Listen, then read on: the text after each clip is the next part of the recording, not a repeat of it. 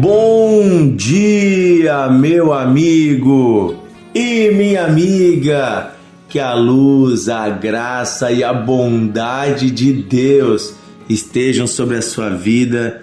Que o Senhor governe o seu dia, governe o seu coração.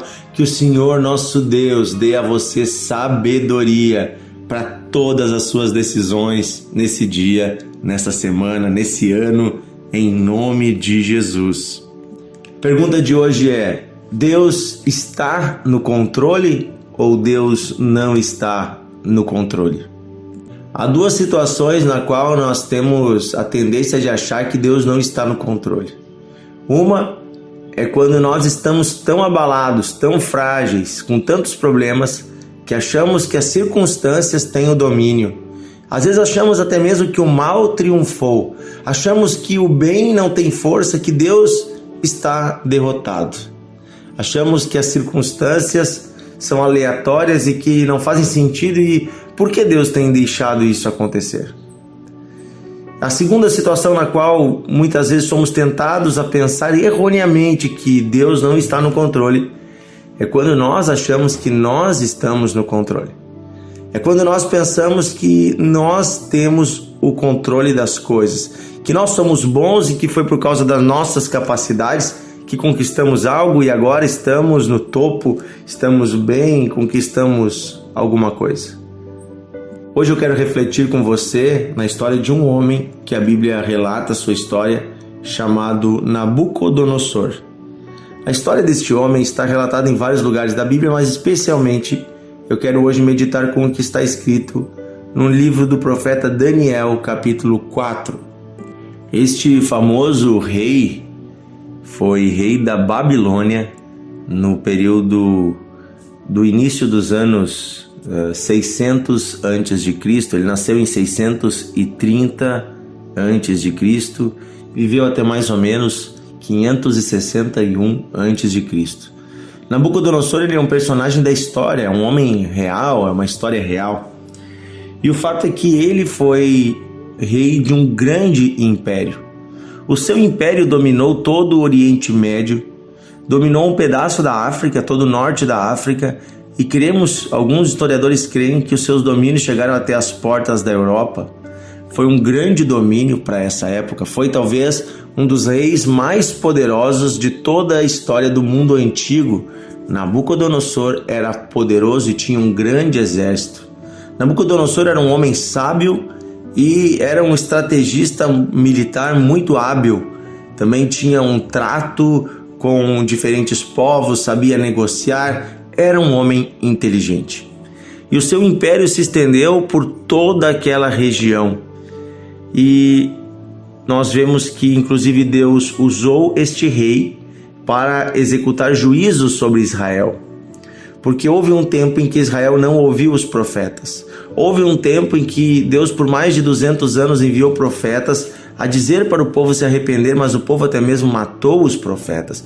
E Deus disse que se não se convertessem, Deus já havia prometido isso lá a Moisés. Se o povo se desviasse, se o pecado tomasse o coração deles, se eles não ouvissem os profetas, Deus enviaria um povo estrangeiro que os levaria como escravos novamente.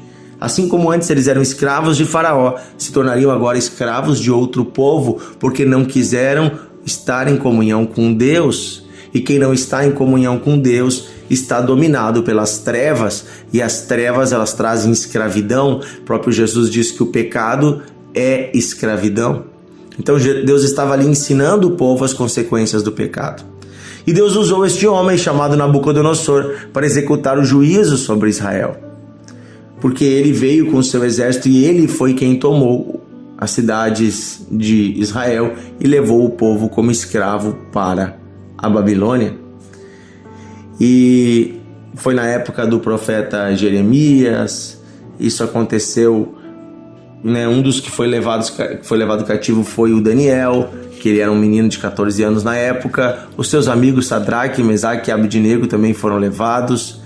Então é no contexto deste homem que acontece toda essa situação do cativeiro da Babilônia.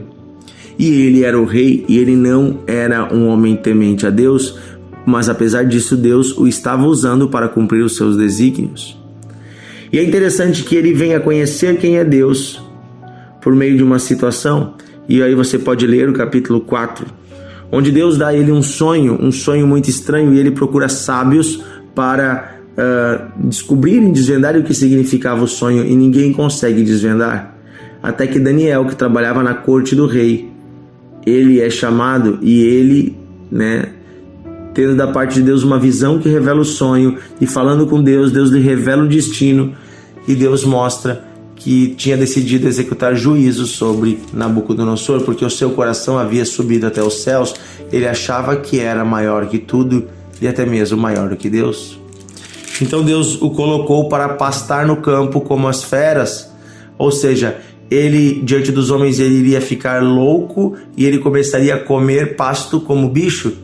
Sim, esse foi o juízo de Deus. Ele viveria um tempo, 7 anos, como um animal. E isso de fato aconteceu. Ele foi revelado antes, e quando ele voltou a si, 7 anos depois, ele teve consciência de quem ele era. Porque por meio desta humilhação, Deus lhe fez perceber que tudo que ele tinha, o seu poder, o seu reino, nada disso era dele próprio, porque ele não tinha nem mesmo controle sobre a sua vida, que todo o controle está nas mãos de Deus. Em Daniel capítulo 4, no início do capítulo, Nabucodonosor, isso aqui é uma carta que Nabucodonosor está escrevendo, o capítulo 4, e diz assim: o rei Nabucodonosor escreve a todos os povos e nações, homens de todas as línguas que habitam em toda a terra. E olha o que ele diz: povos, vos seja a paz multiplicada. Me pareceu bem escrever, fazendo vocês conhecerem os sinais e maravilhas que Deus, o Altíssimo, tem feito para comigo.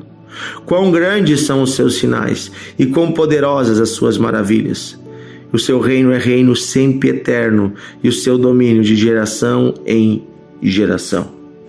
E aí, do versículo 4 em diante, ele relata essa história desta visão e do que Deus fez na sua vida. E no versículo 34 em diante, que é o final deste capítulo, ele se levanta, diz assim: mas no fim daqueles dias, eu, Nabucodonosor, levantei os olhos ao céu, e tornou-me a vir o entendimento, e eu bendisse o Deus Altíssimo, e o louvei, e glorifiquei ao que vive para sempre, cujo domínio é sempre eterno, cujo reino é de geração em geração. Todos os moradores da terra são por ele reputados como nada, e segundo a sua vontade ele opera com os exércitos dos céus e os moradores da terra. Não há quem lhe possa deter a mão, nem lhe dizer: o que fazes? Então logo me tornou a vir o entendimento também para a dignidade do meu reino, tornou-me a vir a minha majestade, o meu resplendor. Buscaram-me os meus conselheiros e os meus grandes, e fui restabelecido no meu reino, e a mim me ajuntou extraordinária grandeza. Agora, pois, eu, Nabucodonosor, louvo e exalço e glorifico ao Rei do céu, porque todas as suas obras são verdadeiras e os seus caminhos justos, e pude humilhar aos que andam na soberba, e pode humilhar aos que andam na soberba. Aleluia, aleluia.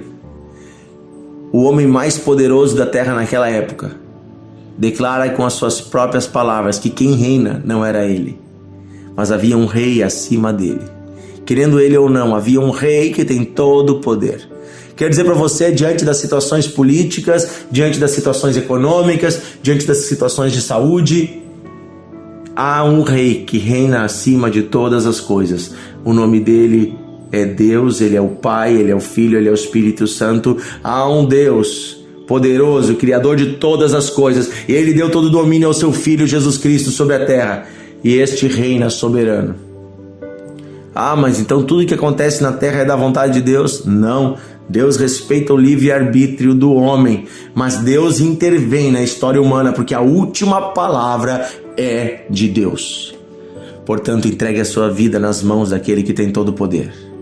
Prostre-se, humilhe-se, largue a arrogância, largue essa tentativa de controlar tudo e deixe Deus controlar as coisas. Ele tem o domínio perfeito.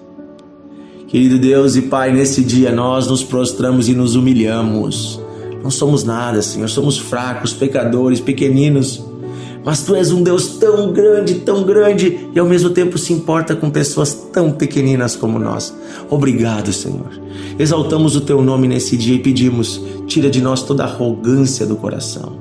Tira de nós, Senhor, toda forma, Senhor, de tentar ter o controle e o domínio próprio, o domínio das coisas. Queremos entregar a Ti o domínio, confiar nos Teus propósitos, confiar nos Teus sonhos e deixar o Senhor operar o que o Senhor quer nas nossas vidas. É isso que nós pedimos, Pai, em nome de Jesus. Tira também do nosso coração, Senhor, toda inquietação, toda ansiedade, toda preocupação, que possamos confiar no Senhor e andar com o Senhor todos os dias. Nós Te adoramos e Te exaltamos. Amém. Amém, meu amigo. Compartilhe o devocional, envie para sua família. Amanhã estamos juntos em mais um dia cheio da presença de Deus.